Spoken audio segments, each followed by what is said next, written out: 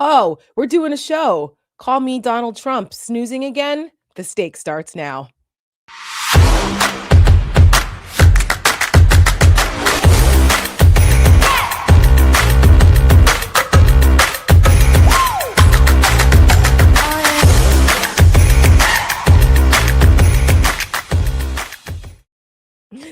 Good evening, everyone, and welcome to The Stakes. I am Tara Setmayer, and we are back for another episode of just insanity, as always. If you guys missed it today, Donald Trump fell asleep once again during the day in the middle of a meeting, like a major conference at the Institute of Peace, which he put his name on for this bullshit board of peace.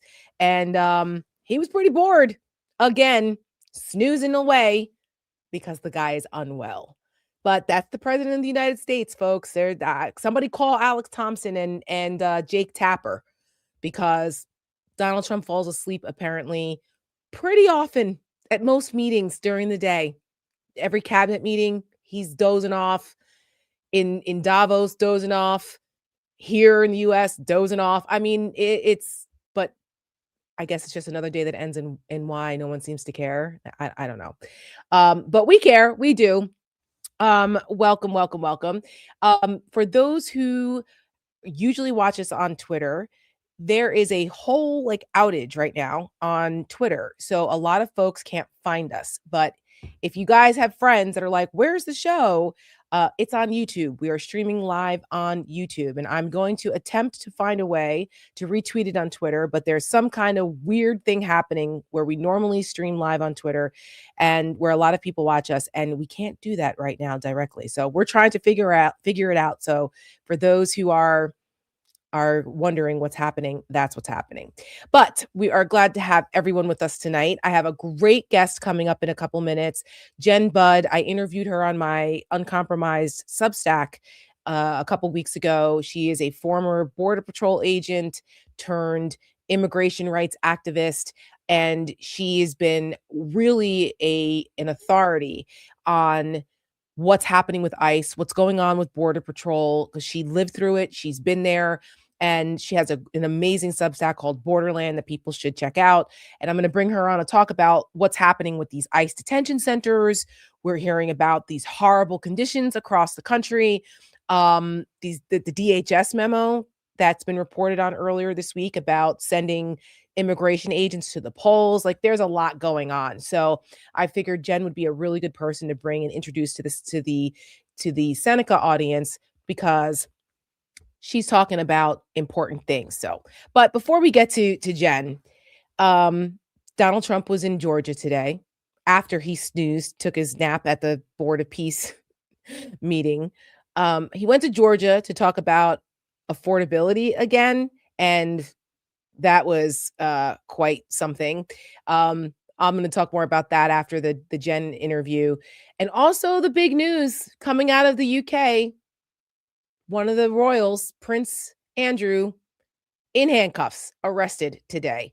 Linked to the Jeffrey Epstein files, not the sex part, but giving away information about trade secrets and things. Not a good look for the royals.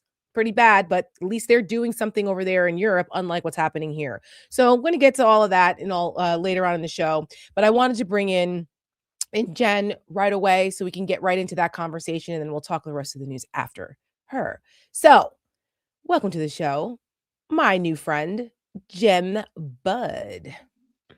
Hey, Tara, how you doing? It's such a loaded question these days, you I know? It's like, do you want to answer honestly? Which no, part? Right. Right. Which part of how are you doing do you want me to answer? How cold is it there? Are you in New Jersey right now? No, I'm in Northern Virginia. I Mm. am where I live full time. My family Oh, still lives in Jersey, but I'm in Northern Virginia, DC area. And actually, the last 2 days it's been pretty mild, oh, and the snow finally melted away most of it. Like, we almost oh, hit 60 degrees yesterday, and it was in the 50s a couple days before that. And I'm like, yeah. because it's been freezing. You're Wow. out west, what, Arizona? I'm in San LA, San Diego. Diego, That's so right, San it's Diego. it's like we had I think the 2 weeks before this week, it was, like, in the 80s, which is weird. It's hot for San Diego this time of Right. year, but still, we're all walking around in shorts and stuff. But now this week, it's been raining, and for San Diegans, it's pretty cold. They're suffering. Right, right. I'm It's like like 50, 55. They're and I'm suffering. like, "Screw off." Like, my family used to have a house in the Florida Keys for, like, 23 years, and when it would hit, like, 60, everyone Yeah, would like, they had to turn the heat on, they'd have to, like, my mom and it's freezing. I'm like, "Fuck off. It's 60 degrees in January, and you're cold?" So I totally yeah. I get it, but, I love San Diego, it's so beautiful there. I spent the summer of 1996 in San Diego when I worked on the Oh. Republican National Convention. Oh, Way wow. back when was my first chance to experience California, and it was lovely, but those were the good old days when I Republicans was here in reigned. '96. I was out in Campo. I've been in the Border Patrol for about a year, so, yeah. Uh-huh, uh-huh. Yep, so I was like, "Well, well, well, this is a pretty cool place," and we went to the bar where they filmed Top Gun, the first one, Mhm, where they mhm. played, on the piano and did, Can't Stop This Lovin' Feeling. So they Yeah, had, like, all the memorabilia there, and I went yeah, to, Miramar where mhm, the Top Gun program used to be. yeah. So, yeah, it was very cool. San Diego's beautiful, and, Yeah. in 2012, I took my mom to the Rose Parade Okay. because she always wanted to do that, and then we took a drive down to San Diego because 'cause she'd never been to California. So I'm like, "We're gonna take a Ah, ride," and we went down to Torrey Pines, we went to yeah, yeah. Coronado, and so my mom got an Mm, opportunity to see, that's really lovely nice. Southern California. Yes, yes, yes, yes. Yeah. So, well, Let's talk about Jen, nasty stuff. I know. I'm like, "Can we just keep talking about how beautiful San Our Diego families is, and stuff, please?" yeah. San Diego, a whale's vagina. Shout out to Ron Burgundy. There you Um go. Jen. Well, for those who don't know, I will reintroduce you. So Okay. you were a senior border patrol agent Mhm. and you had some pretty eventful experiences in your time as a border patrol agent. You've written about it, you've talked about it. You also participated in a documentary that recently came out on HBO in December, right? I think that's when it dropped. Critical Yeah, Incident. at the end of December. Yes, Critical There you Incident, go. which we watched, and it blew me away, and I said, "I've gotta talk to this Jen Budd," because you were a really, intrepid part of uncovering some pretty nasty things going on in the border patrol, and, it's relevant to what's happening now, and Critical Incident was actually about a death in custody, b many years ago, right? Was it 2010, I think? 2010, so Yeah. yeah, Yep. good. But Yeah. the what happened there is relevant now because it really peels back the layers of some of the corruption and the insider stuff going on, and for me, as someone who advocated for border patrol agents, I talk about it all the time, it was shocking for me, and it made me question everything everything I worked on, but, Well, they kept it secret from you, Tara, so, yeah, no, they yeah. did. I had no idea, and it just there's a lot Yeah. of things when you look back in hindsight and things that we're finding out now where I'm just like, "Good lord." Mm.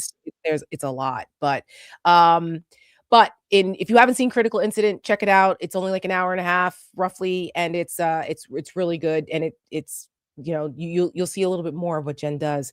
But I wanna talk to you about what's going on right now in the news because a lot of people are pretty pissed off about the idea that ICE is going to warehouse tens of thousands of people Uh-huh. in these places, in these detention camps around the country. We're hearing the reports about, warehouses being purchased. I just talked about this earlier in the week on MSNBC, MS Now, whatever it's called, about this little town in Social Circle, Georgia, Yeah. where it's a town of 5,000 people, and they just purchased a warehouse that could put 10,000 people in it, and the Mm. town isn't happy about it, and it's an all Republican town. Well, this is too is like they didn't even ask them about it. And then Mhm. these little towns are not equipped to handle, I guess the Trump administration doesn't understand that not everybody's sewer system is the size of New York City's, Right. or their water systems and stuff. So there's a lot of things to think about in these things. I noted that one of the things that they're saying is that this is to speed up the deportations. And it's like, warehouses aren't going to speed up the deportations. I mean, unless you're planning on hiring immigration judges and sticking them in the warehouses too, because that's the only thing that's going to increase deportations is if you increase the amount of judges, Well, unless you're just planning to hold them there. So or Jen, you're being way too logical here. You mean that you're expecting them to deport people legally? yeah, legally. I mean, because if you're, I'll but here's catch the it. thing, Tara, if you're just going to do it illegally, which they are doing, and just dumping them, then why do you need the warehouses? So the Right. warehouses is a giant grift from what I understand, and I Mhm. I even saw that Lutnick somehow is involved with it. Like he was the head of some, and I'm not good in finance. I'll say that Yeah, right Cantor out front. Fitzgerald.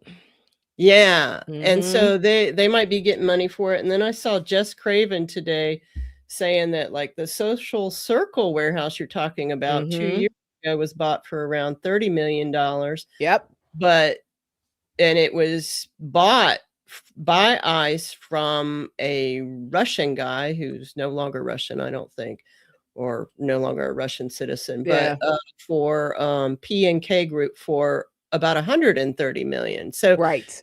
and you see that with all of them. She listed a whole bunch of them. Like some of the Mhm. percentage increase in profit is like anywhere from 40% to 300%. So Which it is looks like crazy. somebody's getting paid off extra money in order to do these things. So, What a shocker. It's the Trump administration grifting. The grifter yeah. in chief strikes again. The fact that the federal government is spending taxpayer money like this is insane. You buy a warehouse that just 2 years ago was $28 million. Now the federal government buys it for $128 million. Stinks to Mhm. high freaking heavens. I Yeah. mean, and why this location? Why Yeah. there? And, and then of course the Russian connection. I mean, it all is just so gross and Mhm. and just so obvious too, because it's like they're just flouting it. They think no one's gonna notice.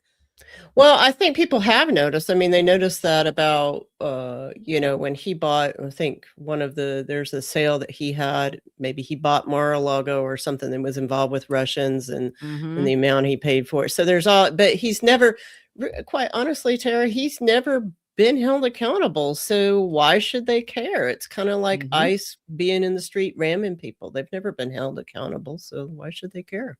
Exactly, and you're Yeah. right. There was a property purchase in the Palm Beach area. It wasn't Mar-a-Lago, it was a different Okay. property, Thank you. and yeah, no, this was something that came up during the 2016 campaign, Mhm. and it was a Russian oligarch who came in and bought it for 90 something million dollars, which was, Okay. like, tenfold what Donald Trump had paid for it at a time when Trump was having financial problems. So, Yeah. I mean, the Russians seem to swoop in and rescue Donald Trump at the most opportune times for him. And this has been Mhm. going on, many years before his presidency. So it's Since just the all '80s. yes, yes. It's all like, very, very suspect, which is why he's in love with Putin and Mhm. they all the Russia stuff. Well, yeah, motherfucker, because you've been involved with them for I'd love 20 them too freaking if they years. gave me billions of dollars. Exactly. So, there's always some kind of payoff. But and it's true, like the Geo Group, Core Civic, those are some of the private prison companies that are making a gazillion dollars. And Right. not that long ago, recordings were made public of their shareholder meetings where they're bragging about how much money they've made and will be Yeah. making because of these government contracts. And it all, Tom Homan and his Kava bag of $50,000, having, a relationship with the Geo Group. I talk about them often. Pam Bondi was a lobbyist for the Geo Group, and a year ago, the Geo Group got a multi-billion-dollar contract to increase the immigration beds, and they run a bunch of these immigration detention centers already, Yep. and they're It's all now about expanding money. more. All about money. Screw people's rights, to hell Yep. with the humanity and the cruelty of it. And was this culture of cruelty and detentions the same when you were on the Border Patrol back, in 2000, 1999? Like, or is this No. something new? It feels new to me. No, and as a young agent, understanding the difference, because technically when they cross illegally, they are committing a criminal offense, but their presence here without documentation is an immigration offense. So it Right, gets kind civil, of, right? yeah, it's a civil offense. So and so it gets kind of hairy, but I remember asking as a young agent, we would say, how come we don't put these people in jail if they're they're violating 8 USC 1325 illegal entry.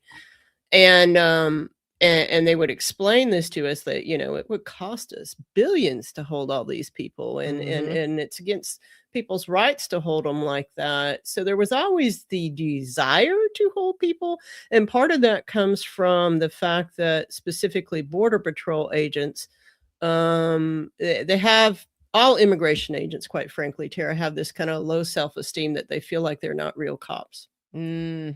And it's like, it's not that you're not real cops, you're just immigration cops. And so you have a different set of rules that you Right, have to follow. right. But it really offends them. They want these people to be treated like criminals because they want all that. They wanted to be cops, they entered to be Mhm. cops, they entered to do that.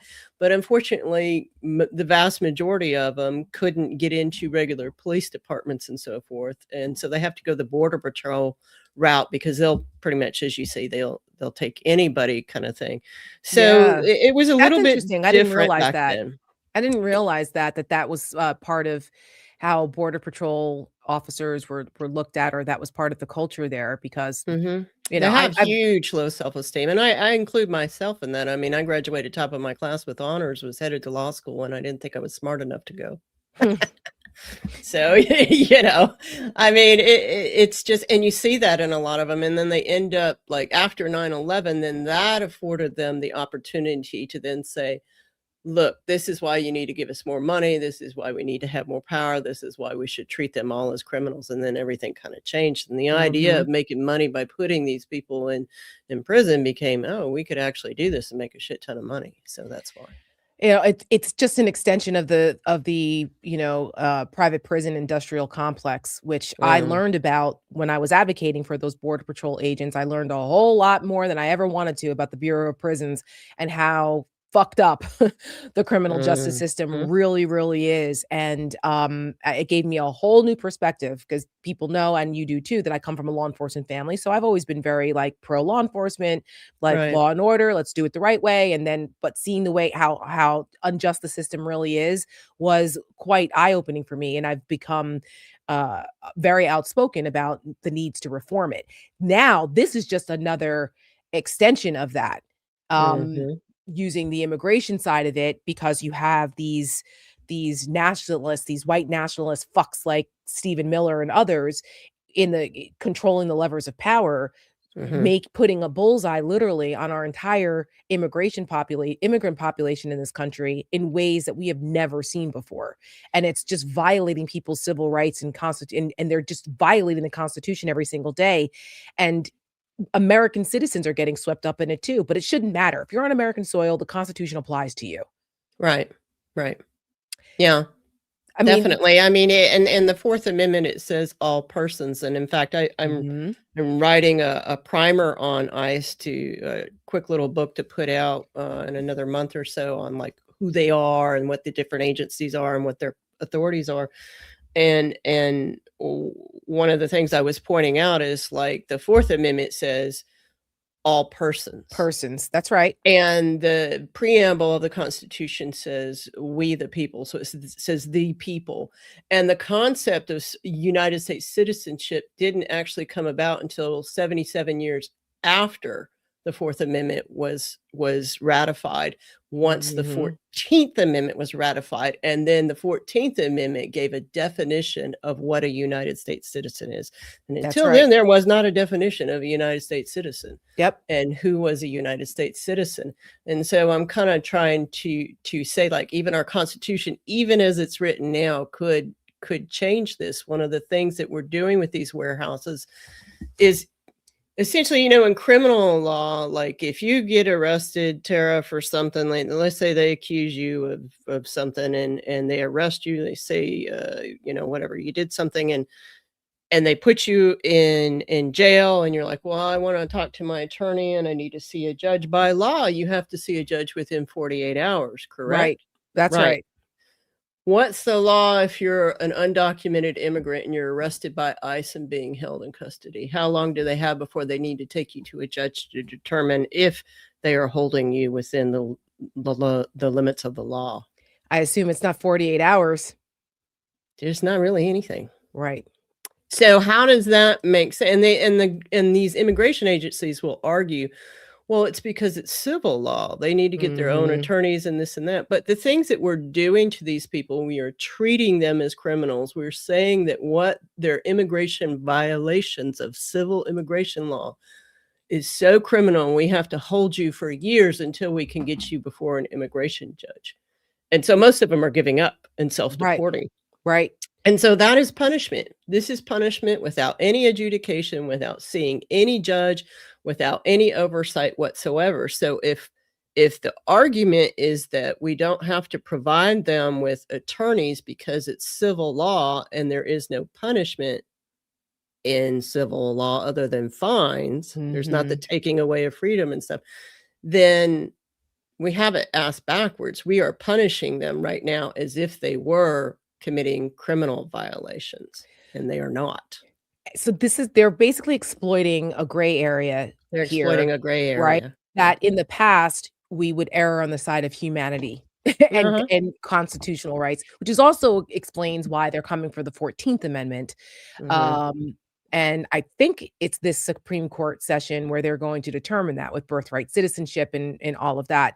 That's a key part of their schemes here, their Mhm. plans, and that should scare the hell out of everyone. But the other part about this too is not just holding adult immigrants or undocumented folks here, but there is a court ruling that says that they can't hold kids beyond a certain amount of time, right? I forget 20 what days. 20 that's right, 20 days. Families in 20 days, yeah.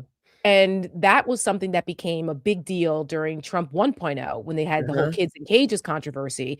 And I forget what the name of the case is now. It's escaping me. Flores Project. Thank you very much. I see, this is why I have you. See, Sometimes I'm good, not always. There's so many of them, but yeah. listen, that law school degree helped you out.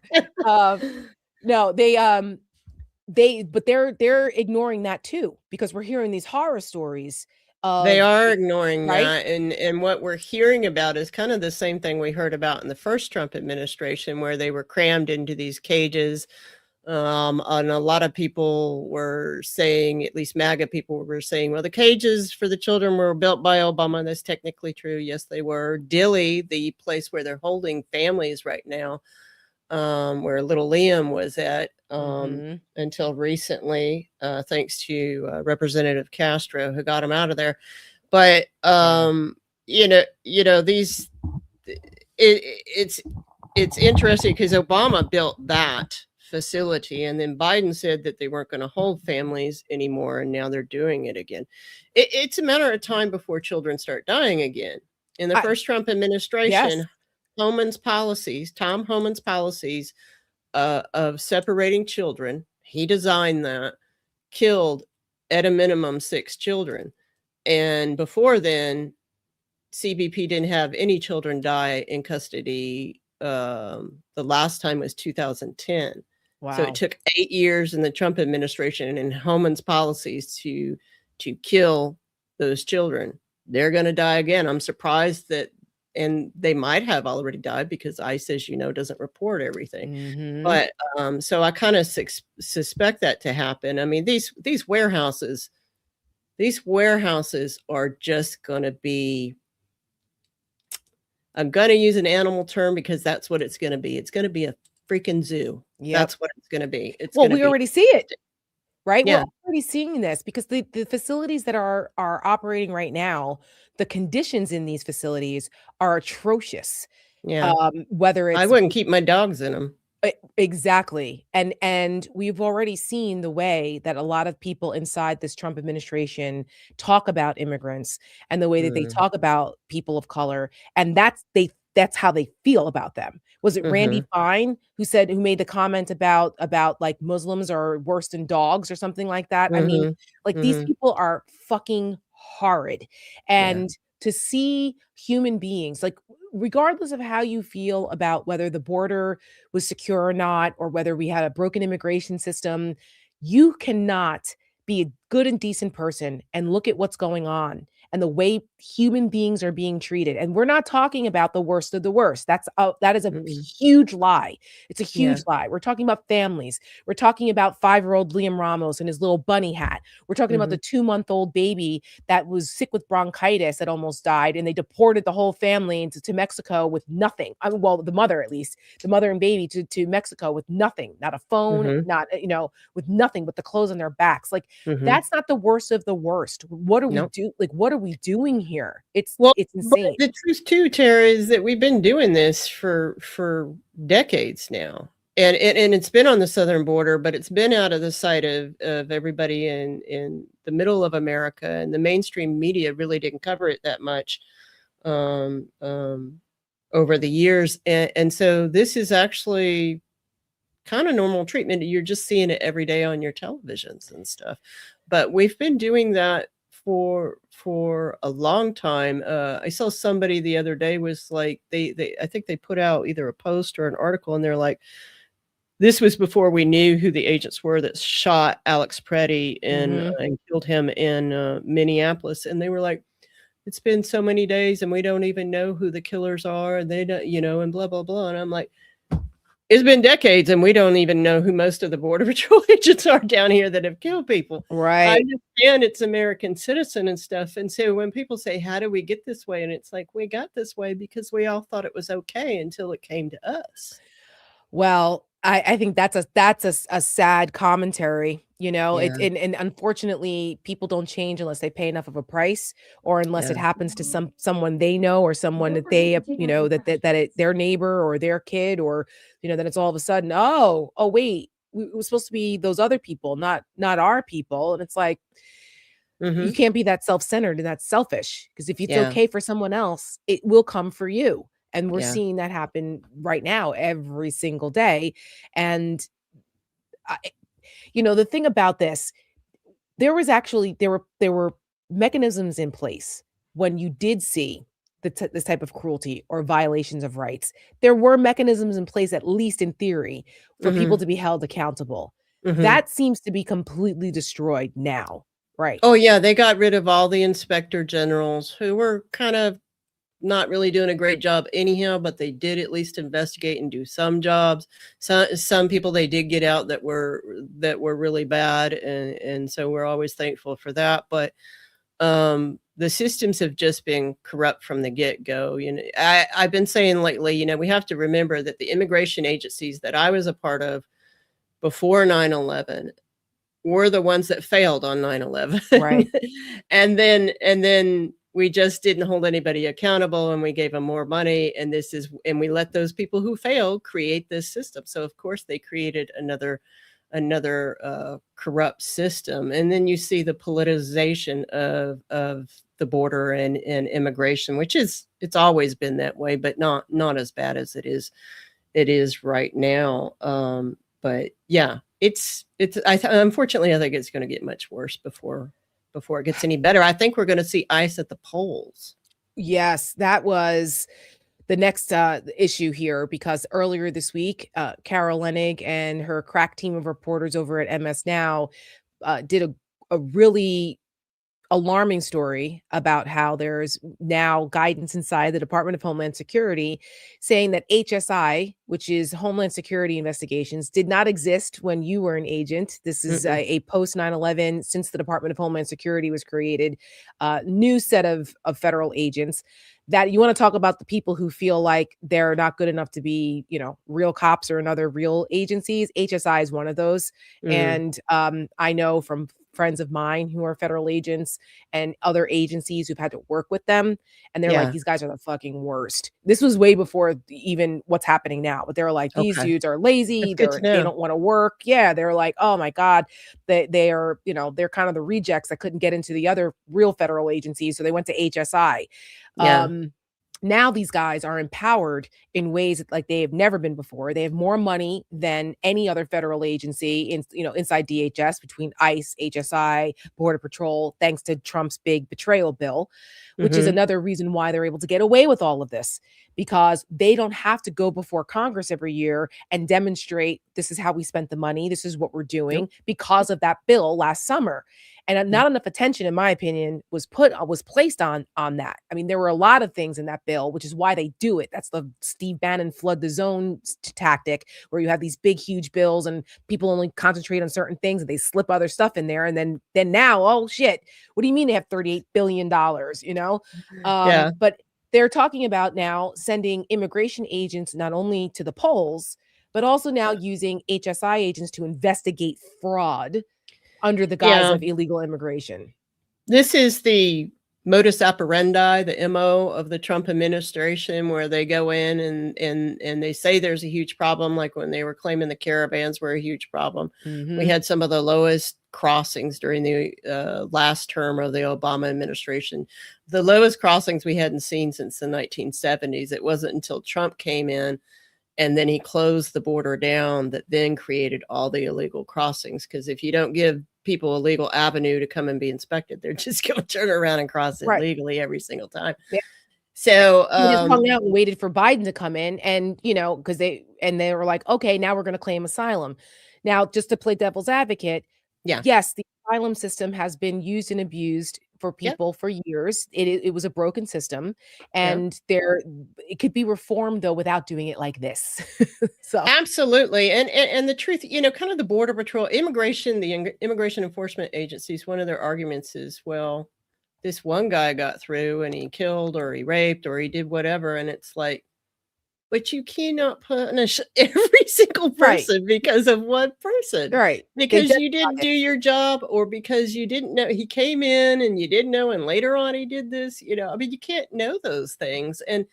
And it's just getting back to the polls so I've been saying I think they're going to use this in the midterms.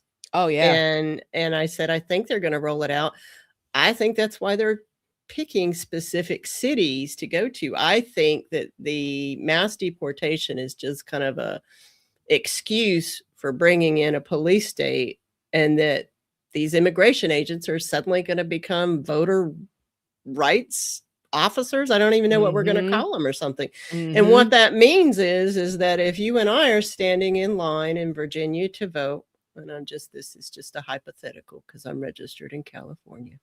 Oh, don't give them any ideas. I'm registered in California. I'm too lazy to go to another state to vote. So let's just say we're standing in line to vote, Tara. Who do you think the ICE agents are going to come up to, you or me? Right. Hmm? Well, in this day and age, they might come up to both of us, but They I get might, your because I I look get like, obviously I look lesbian. They might question that. But I mean, but your point is they're gonna question me. they're gonna question the person of color. Mhm. And what we have seen in this, so what they've gotten Americans used to is where they grab the person of color and then put cuffs on them, and then we're gonna determine your citizenship somewhere else. That's not Right. actually how determining alienage is done. Determine alienage is done right here. I walk up to you and say, what country are you a citizen of? And then I decide as an immigration agent whether I believe you or not. That's all there Mm. is to it. And then maybe I take you somewhere, if I don't believe you, to check further. But what they're doing is, so they've gotten us used to not doing that, and they arrest them, put them in the car, and they take them away for a couple of hours, sometimes 4 hours, sometimes 8 hours. They make them sit in those, what are they, ICE facilities in these cities where they wait, and then they find out, oh, they are a citizen, and then they just dump them out in the snow in Minneapolis. Well, guess what? The polls are going to be closed, Right. and you're Right. traumatized. Yes. Yeah. And the So people who may have been online are traumatized and might say, "To hell with this. Let me get out of here before I'm next." It yes, is a ma'am. It is a voter suppression tactic Yes, ma'am. times 10. Yeah. And I don't think you're wrong here. Um, People they're framing this issue wrongly and not emphasizing that part of this enough, because we've talked for a long time about the Insurrection Act, right? Mhm. Mhm. And I thought for sure Trump was getting ready to invoke that in Minneapolis. And I Yeah. think they were, because they sent military lawyers to Minneapolis and they looked to me like they were gearing up for it until Renee Good Yeah. and then Alex Preddy. Yeah. And then it became a clusterfuck and a half. There was no way they were going to get away with invoking the Insurrection Act at that point. And 100%. and now this is a way of circumventing that, because they Yeah. were all about, if you notice, they were all about the Insurrection Act. He was throwing him and Stephen Miller were throwing that Yep. around a lot in the fall. And we don't Yep. hear that anymore because they found a workaround. And I Yeah. think it's what you're saying right here. Yeah. And I mean, I hope I'm wrong. I hope that nothing happens, but I think they will. I think what we need to do, especially if you look like myself, is go vote and then go to places where you think that they're going to be or you hear that they're and at least document what's happening. At the very least, document Yes. what's happening. And make sure everybody has eyes on them and let them know what they're doing is against the United States Constitution and they don't have the right to do it. And it's all we can do in this moment is just to document their criminality and their illegality and hope that something changes and something breaks and we can then move the movement further along and so forth. So Right. yeah. It's working, right? People need to, sometimes people get overwhelmed. They're like, what's the point? This is just too much. But it's working Yeah. because if it weren't for people recording what's going on and for bravely going out in the streets, then we would not have known the truth about what happened in Minneapolis. We would not have Yeah. known the truth about what happened to that poor teacher who was on her way to work or wherever she was going. It was shot 5 times by those agents, claiming that she rammed them and lying. All these agents that are now lying about what happened and getting caught Yeah. because the footage, not the government footage, some of it because they've been forced to have to release it through court proceedings, but Right. it's a lot of the citizens that are documenting what's going on are giving us another point of view. Could you imagine if those people weren't out on the street when Renee Good's murder happened? We got the story that she was a domestic terrorist that tried to ram her vehicle into agents in a frenzy. And I can imagine, and you can imagine because you've seen the movie Critical Incident. I can. That's right. That's what happened to Right. Anastasia is they just make up their own story and they go with it. And I think the thing that gets me too about all this is the movie, the chief in the movie who's covering up this horrible killing that his agents did is now the head of CBP. He's the commissioner of CBP. And he sits there. I put a post up, I think yesterday, where I went through his testimony and he's talking about, yes, my CBP investigators they will take care of the evidence. And I'm like, this is the whole point of the movie. Right. Those are the And critical not a incident single teams. congressman or senator would say it was senators. Senators would say one word about and he's just sitting right there. I'm like, there's a movie out with this man in it right now showing he does this. You're talking about Rodney Scott. Rodney Scott. And explain to the folks what critical incident teams are. So critical incident teams in the Border Patrol are cover-up teams. They're secret. They were even secret to many Border Patrol agents who maybe went more of the administrative route and didn't get involved in use of force issues. The Border Patrol does not have the legal authority to investigate their own use of force incidents. And they have to call the agencies with jurisdiction. This argument that because it's a federal agent that state and local police can't file charges against these agents is bullshit.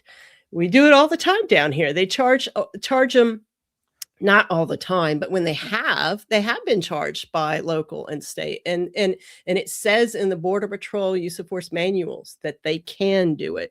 So, it's the thing about Rodney Scott is that he ran these teams. They were secret. They told the regular police it's just a liaison between us. They're not really investigators. But then over the years, they became the first ones on the scene to say, this is evidence. This is not, oh, this is really bad evidence. Oops. you know? And so that's what happened. And even in Arizona had the most teams. At Tucson sector's the worst. They had 3 teams so that they could cover 24/7. And then they had even additional teams. And the thing about that sector was even when they had independent investigations from, say, Cochise County, Pima County, and the FBI there in Tucson, they would not use, those agencies would not use their own independent evidence collection teams. They would always, if it was a Border Patrol case, they would use these illegal critical incident teams. And it's like, no. So they control what evidence gets seen. And then the one guy in the Border Patrol over 101 years, no agent's ever been successfully prosecuted for killing anybody in the line of duty. And this one guy, Lonnie Schwartz, was taken to court twice, and they had a chance. But even the jury said, we can't convict this guy because the evidence that was collected and preserved by these teams was done so poorly and contaminated, we can't use it. And that's the point. Right? And that's and the now point. These teams were rolled in by the Biden administration, so it's not all bad Republicans. They were rolled in from the Democrats into CBP, and now Rodney Scott is back in charge of these teams. And he just admitted under testimony in the Senate hearings that, yes, these teams, CBP, under OPR, Office of Professional Responsibility, which is their internal affairs, right? They are now, and he said flat out, these teams, my teams in CBP, OPR, they preserve the evidence. That's what our job was. And I'm like, what? You can't, there's just no way. Oh my God. I know your head was exploding watching that. Oh, I was like, yeah. There's some full of shit. It's not just me saying it. It had to go through legal. I mean, come on. Yeah. But again, it goes back full circle to why it's so important that, elections have consequences. And when you elect a president, you're not just electing him, you're electing the people that he puts in charge. You're electing an entire cabinet. And, for us at Seneca, we tried to make that point during 2024 with you're not just electing him, you're electing Stephen Miller and these other idiots, these, fascists that are going to ruin our government. Project 2025 is the blueprint. They're showing you what they're going to do. Why don't you believe us? Why don't you believe them? They spent 4 years putting it together. They're very proud of this. They're telling you this shouldn't be a shock. This shouldn't be a shock. And yet people are still like, oh, well, and treating it like it's like this is normal. What they want to believe, Tara, you know that. Oh, that's true. Absolutely. Whatever's the easiest route. I mean, I used to believe it too. Oh, it's the law, blah, blah, blah. You know, well, there's plenty of ways to cross legally. Why don't you just do that? And, so we believe we want to until we're forced to make a decision, or we see somebody, like us getting bad treatment, and then that might change our mind. But usually it's us or somebody we love that has to go through something like this before we're like, hey, wait a minute. So that's right. That's exactly right. And I just don't know how much more trauma do we as a country need to go through before more people say enough is enough. I mean, I feel good about seeing, millions of people out in the streets with the No Kings rallies beginning to kind of wake up a sleeping giant here, of people who may have not have been activated before. I never went out and protested. I was like, hell out of here. That's for the, the pink pussy hat ladies. I'm not doing that, And then next thing you know, here I am. I'm out here protesting in the middle with my protest signs, not once, but twice. And now a third time, because Seneca Project, we are a partner with Indivisible. We'll be out there on March 28th for No Kings 3. My mom out there, we were out there. I was out there protesting ICE with abolish ICE people. I couldn't believe it was so surreal for me. But but you know what? You have to speak up. We have to. The righteous anger of the American people is the only thing that's going to change this, and making sure that we remain diligent, because the most committed wins. Yeah. And that's what it's about. And we will get tired. And when you get tired, take a break and take time off, because this work does get very exhausting. And I think this is generational work. I mean, people are like, when is this going to stop? Well, it's not going to stop with one thing. Yeah. It's generational. It took them generations to build this. But I will say this too, on a positive note, is number one, the warehouses are already bought, so we'll have a place to put them.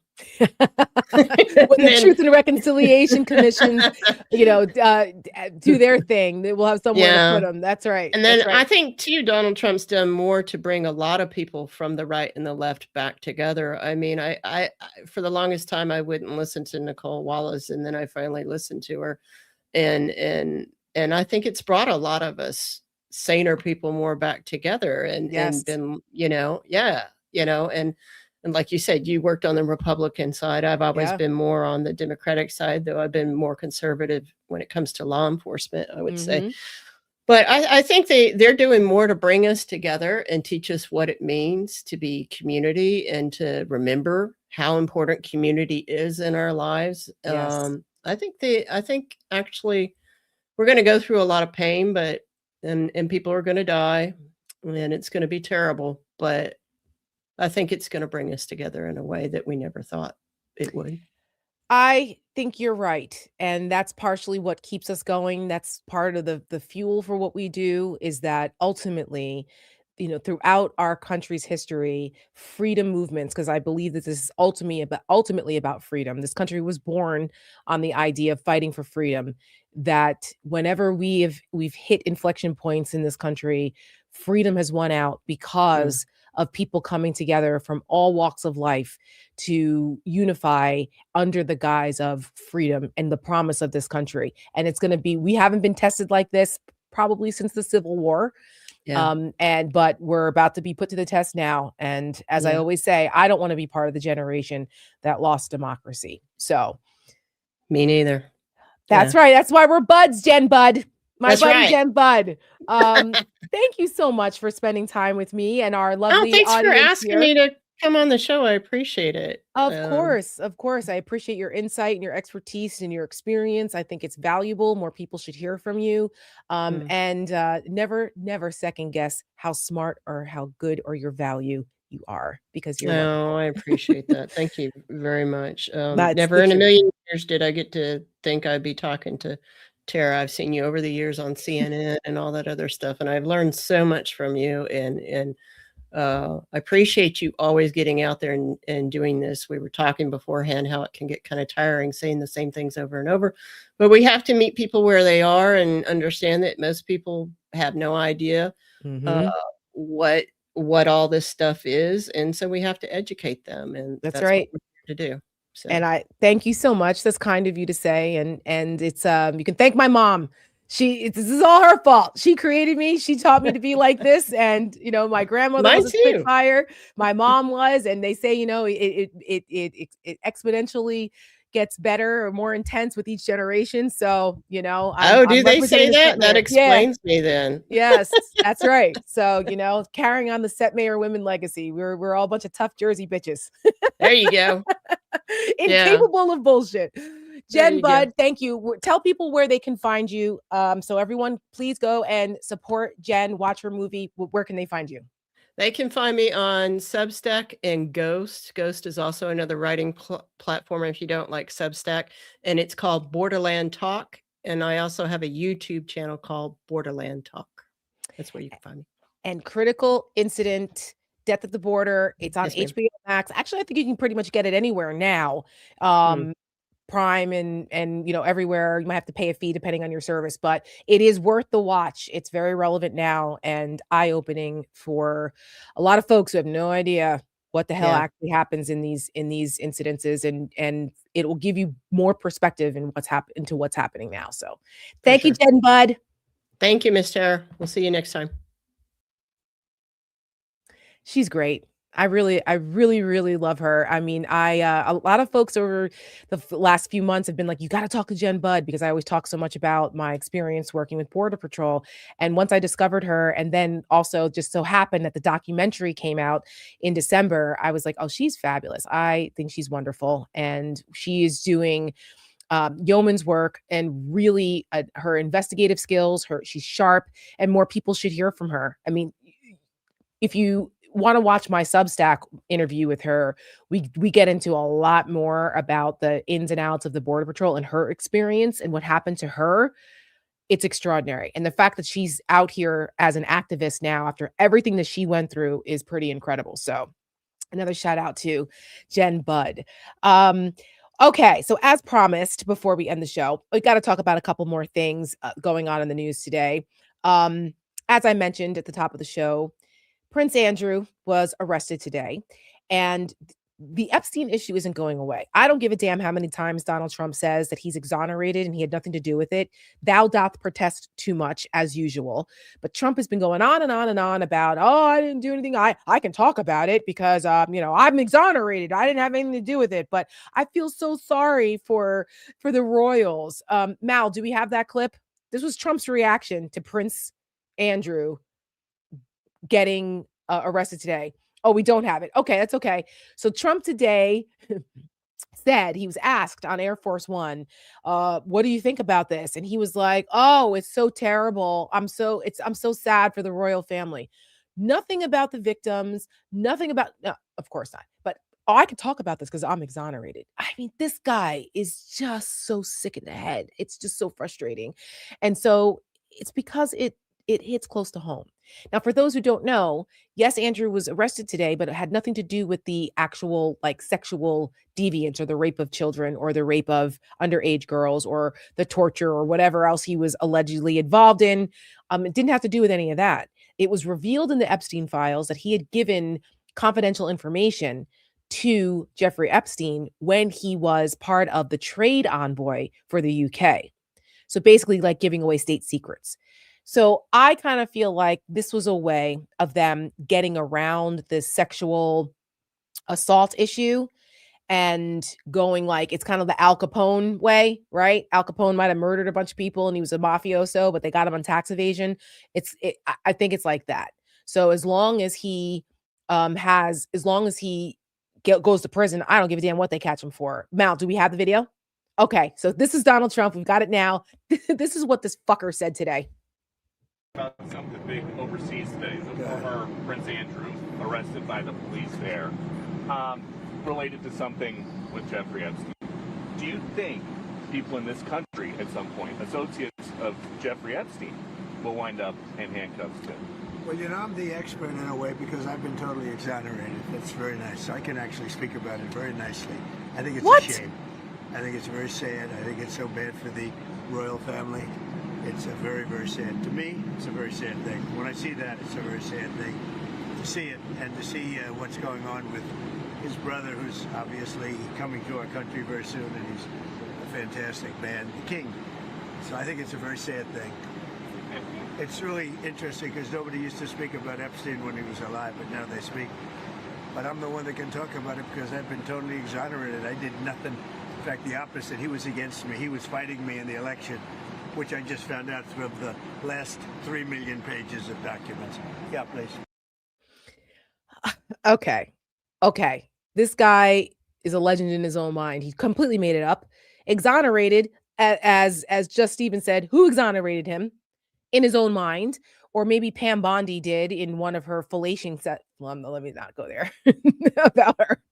You can imagine, proverbially, when she was fluffing Donald Trump, maybe then you're exonerated, Mr. President. I don't know. But this is bullshit. He's not exonerated. If anything, there has been more incriminating evidence that's come out in these files. I mean, I'm not even going to get into. We could do a whole show about this. I'm trying to get Tara Palmieri to come on to talk about some of these things. I've had Vicky Ward on. We've had her. I might ask her to come back because some of the detail that's in here, some of the accusations against Donald Trump. I mean, there was a whole lawsuit about him allegedly. It's included in this lawsuit. One of the victims who settled with the Epstein estate accused him of raping underage girls. So, I mean, it's in a lawsuit that was in not only in an FBI interview, but also she included it without his name, but the exact same details in the lawsuit that the Epstein estate eventually settled with her. So these are like very serious allegations, very serious. And so, but Trump is running around saying he's exonerated. Anytime Donald Trump says something like that, it's the complete opposite. We already know this. We already know this. But unfortunately, I was on with my good friend Jim Acosta today. I was on Jim's show. We were talking about this, and I said to him, unfortunately, I don't think that we're going to see any government officials be taken down by the Epstein files as long as these bastards are in power. They're not. Because if you take down one, it's going to open up the floodgates from the president on down. And frankly, any Republican who isn't outspoken about this and demanding accountability does not deserve to be in office. And this should be an issue that Democrats use throughout the entire midterm election because it's legitimate. Because I'm sorry, if you are not on the right side of this, of protecting children, of making sure that predators are held accountable, then you don't deserve the trust of the American people in elected office. Then I'm sorry. I don't give a fuck what your position is on healthcare, on tariffs, on rural hospitals, on whatever, on the price of eggs. I don't give a fuck. If you are not on the right side of saying I'm absolutely against what's happening here, we need full transparency and accountability, you don't deserve elected office. Put these Republicans on the spot. Make them face it.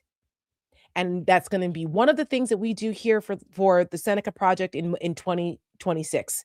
We're going to make sure, because the survivors deserve better. There are thousands of women and young girls who were victimized by these bastards. And it wasn't just Epstein and it wasn't just Maxwell. There are hundreds of powerful people who clearly were involved in this at all kinds of levels. We're finding people's names are popping up left and right. And don't get distracted because, people's names like Whoopi Goldberg was in there and they're like, oh, what about Whoopi? Oh, okay. She wasn't involved in any of that. It had to do with she needed a plane to go to a charity event. And so, you know what I mean? Or Marilyn Monroe's name or Janis Joplin's name are in the files because they were referenced in, like, Marilyn Monroe was about a movie invite to go see about her life. I mean, it's like ridiculous. They're trying to lump it all together to distract. No. Republicans need to be held accountable. That's right. We have got to make sure that they are forced to answer this and take a damn position. This is not negotiable. You can't be a lukewarm pedophile protector. Okay? There's no lukewarm here. There's no gray area here.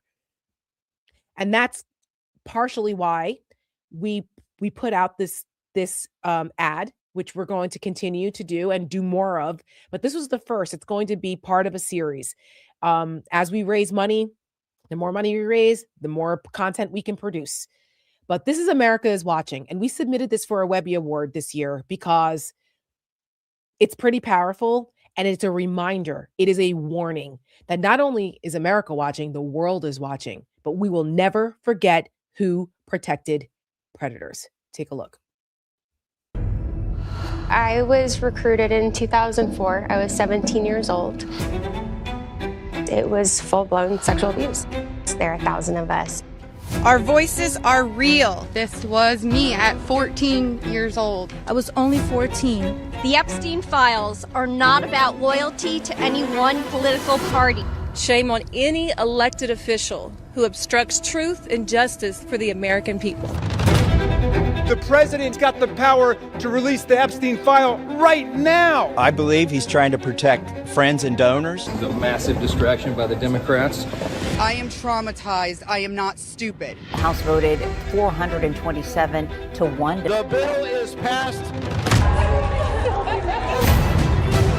The whole thing is a hoax. I'm deeply disappointed in this outcome. Jeffrey Epstein was not a pedophile, but he liked 15-year-old girls. We want the whole truth to come out. And when it comes out, this country is really going to have a moral reckoning.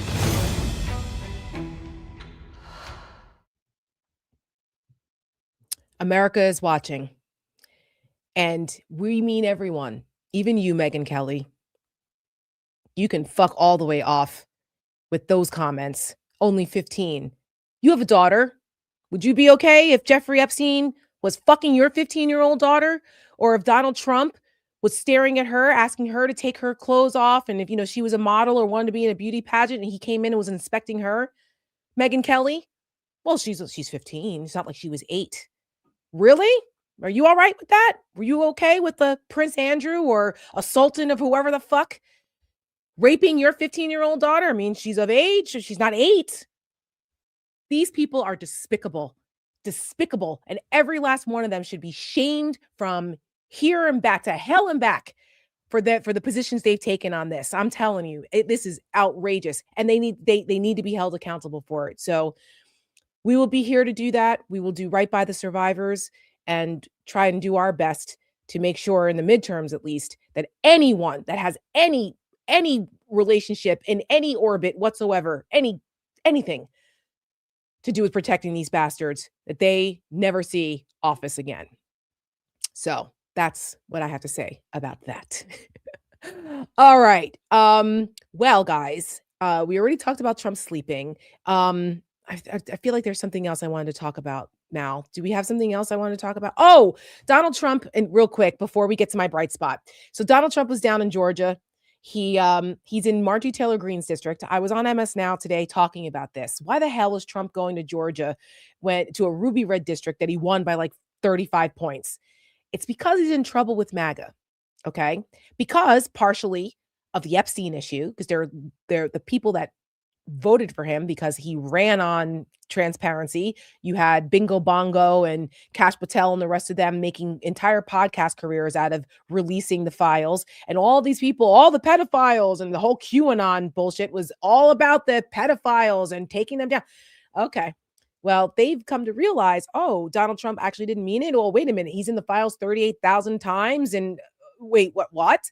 And that started to open a crack up here into Donald Trump's bullshit. I mean, we've all known he's been full of shit forever, but his own people, he has betrayed them on so many levels that it's starting to pile up and they can't get away from it, which is why he's so underwater. I mean, his poll numbers are terrible. He's 34, 35%. It's terrible.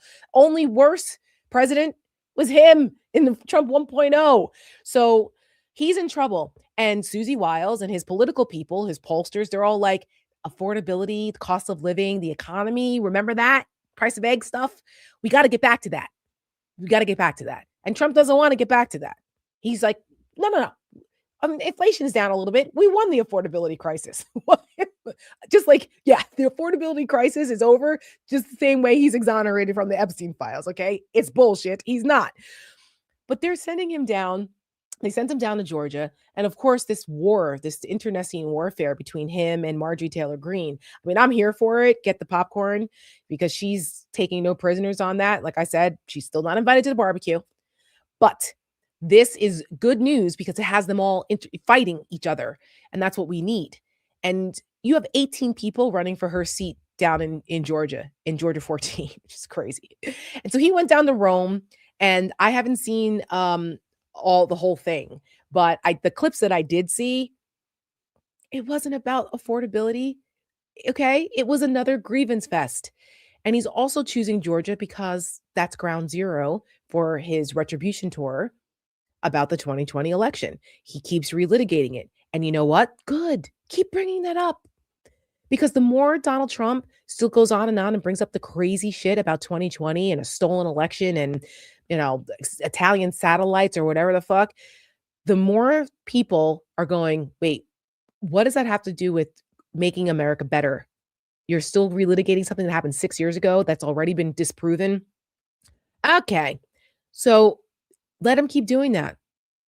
But we have to keep pointing out that he's a liar and that this is problematic and keep shining a light on what they're trying to do to steal the elections. As Jen Budd and I were talking earlier today, they're going to try all kinds of ways. So we have to remain very, very vigilant on that. But the idea that Donald Trump is going to go on an affordability tour and claim it's like giving mission accomplished ick vibes. Like, it's not mission accomplished, buddy. Didn't you learn from other people, other presidents in the past? You can't tell the American people they don't feel how they feel. They're going to tell you, no, I live this every day. What the hell does he know?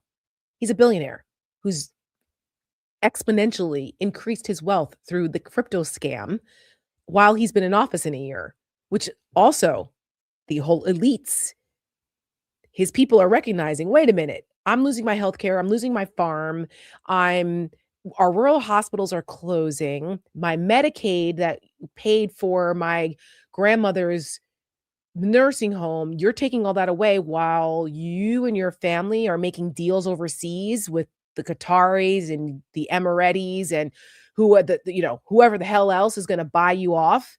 There's something wrong with that. So you're seeing a weird convergence here of the far left and the far right agreeing on the elites having a different set of rules, and they don't like that. It's a very fascinating dynamic happening. But we put out something right before actually the Christmas holiday called Don the Affordability Con. And it still applies. That's why we made it, because we knew that he was going to try and bullshit the American people, just like we did with Big Beautiful Betrayal. He's going to try and bullshit the American people into saying that he solved the affordability crisis when he continually called it a hoax. You can't have it both ways. So here is Don the Affordability Con. Check it out. Talk about the economy, sir. I wonder what grade you would give A+. A+. Yeah, A++++++. Word affordability is a con job. Affordability. Affordability. It doesn't mean anything to anybody. We're still struggling even when we have our money coming through. We had to suffer going almost a week with no food. Don't be dramatic. And I have no higher priority than making America affordable again. I brought these along so people could see, but nobody's actually seen anything quite like it. I think it'll be one of the great ballrooms anywhere in the world. It's about $300 million.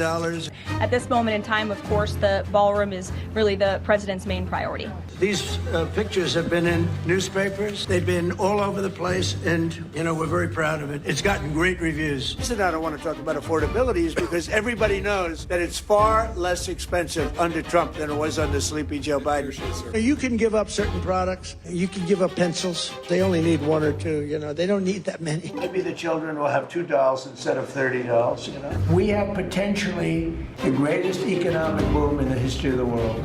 Groceries are off the charts. I want on groceries. Can't afford the cost of food. It's a very simple word, groceries.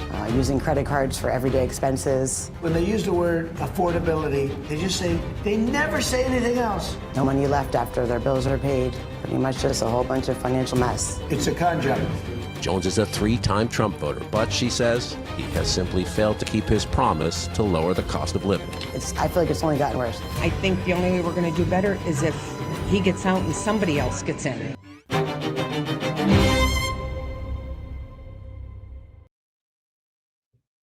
So there you have it. And, we will continue to produce content like that and place it. The more resources we have, the more we can do. So in 2026, no one else has put anything else out like that. We were the first to put out Big Beautiful Betrayal.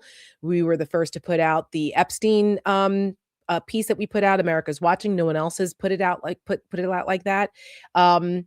And that's what we do. That's why we're an award-winning organization, content organization.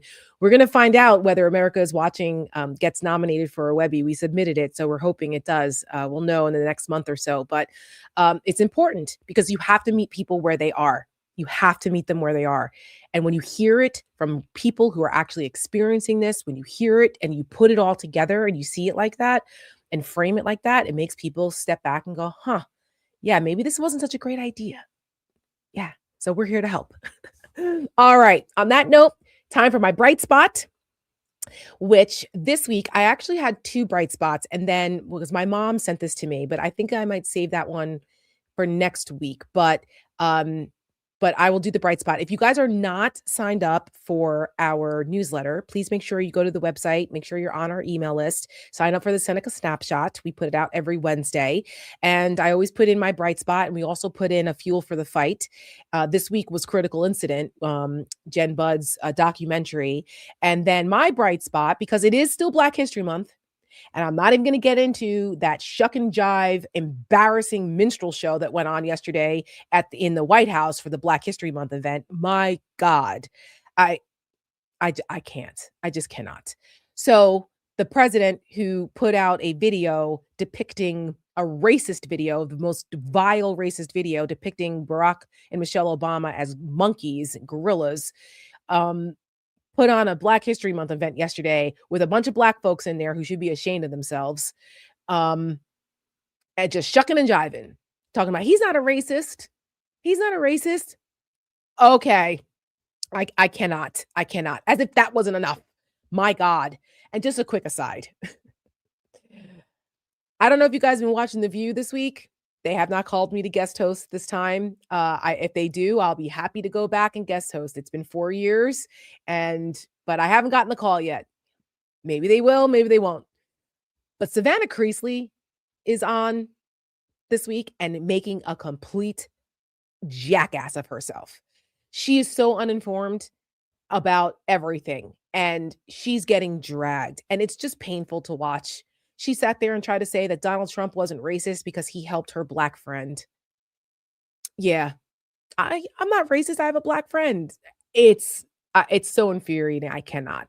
But they're handling her. Whoopi, my girl, they're handling her over there in The View. But I don't know. I don't understand the decisions there. But guys, Brian, Teta, executive producer, guys, if you want me to come back and guest host The View, just give me a shout. You know my number. I'll be happy to come back and set the record straight from an actually informed person who has experience in politics and knows what I'm talking about. Good God. But back to Black History Month. So my bright spot is it's an honor to Black history because two things happened this month. Right before Black History Month, Donald Trump ordered that the slavery exhibit in one of the Philadelphia National Park areas be taken down. They want to take down slavery exhibits across the country because they don't want to offend white people. God forbid that they know the truth about slavery and George Washington or, whatever it was. Well, a judge ruled they had to put it back. So that's a small win. We'll take it. But the bigger bright spot is history was made this month at Johns Hopkins Hospital, which is one of the best hospitals in the world. And they're known for producing some of the best, brightest, smartest surgeons and doctors. Complicated history, though, because there was a time where Johns Hopkins would not treat Black patients and they wouldn't allow Black students to get medical degrees. But this now in 2026, for the first time ever, there were 5 Black surgical residents running the trauma unit. And that has never happened before. And it is incredible. And you have 5 doctors here, all Black and 1 Black female leading the trauma team. That is incredible. And they earned it. We need to continue to demonstrate Black excellence. I don't want to hear that everything is DEI. I don't like that they tried to diminish our accomplishments. This is, if you're not a white Christian male, apparently you're not allowed to accomplish anything. You didn't earn it. Well, those 5 doctors earned it. And kudos to them, because what an example they set, because representation matters. So history made during Black History Month. That's what I called living the legacy, and good for them. So that is my bright spot. Plus a couple of gold medals were won today by our U.S. Olympic team, including the U.S. women's hockey team and Alyssa Liu. All right, I think that's her name, right? She's the figure skater, won gold tonight. So, and Michaela Schifrin redeemed herself in skiing this week. So go USA. All right, you guys, I will see you next week. Maybe we'll see. I am traveling next week. I will be down at UVA doing an interview with Larissa Reinhart. She wrote a book about the first woman congresswoman. And I will be doing an event. I'll be attending an event with Nancy Pelosi down at UVA. As you guys know, I'm a UVA resident scholar. Next week is State of the Union. So I'll be participating in Miles Taylor's State of the Swamp alternate programming event there with my girl Joanne Carducci, JoJo from Jurors, and lots of other people. So if you guys want to check that out, I don't know if we can stream that. I think it's exclusive to Miles' event, but if we can, we will. I'll be doing some Substacks from there. And make sure you guys check that all out. There's a lot of moving and shaking going on. There's a lot going on here. But in the fight for democracy, there is no rest for the weary. But I hope you guys have a great weekend, and I will see you next week.